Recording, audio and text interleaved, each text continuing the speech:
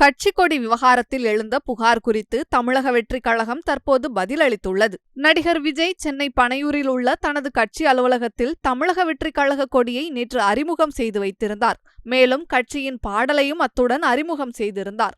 இந்நிலையில் விஜய் கட்சி கொடி அறிமுகம் செய்த நாளிலேயே கட்சி கொடிக்கு எதிராக புகார் கிளம்பியிருப்பது நிர்வாகிகள் மற்றும் ரசிகர்களிடம் கடும் அதிர்ச்சியை ஏற்படுத்தியிருக்கிறது. தேர்தல் விதியின்படி ஒரு கட்சியில் இருக்கக்கூடிய சின்னம் பிற கட்சியில் இருக்கக்கூடாது எனவும் பகுஜன் சமாஜ் கட்சியில் இடம்பெற்றுள்ள யானை படம் விஜயின் தமிழக வெற்றிக் கழக கொடியில் இடம்பெற்றுள்ளதால் அதனை நீக்க வேண்டும் என பகுஜன் சமாஜ் கட்சி தலைவர் வீடியோ வெளியிட்டிருந்தார். மேலும் சமூக ஆர்வலர் ஒருவரும் உயிருள்ள மிருகத்தை கட்சி கொடியில் பயன்படுத்தக்கூடாது என தேர்தல் விதிமுறைகளில் இருப்பதால் அவற்றை நீக்க வேண்டும் எனவும் காவல் ஆணையர் அலுவலகத்தில் புகார் கொடுத்துள்ளார்.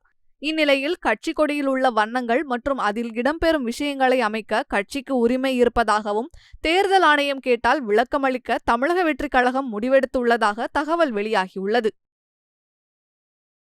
செய்திகளை உள்ளது உள்ளபடி தெரிந்து கொள்ள ரெஃப்ளெக்ட் நியூஸை சப்ஸ்கிரைப் பண்ணுங்க.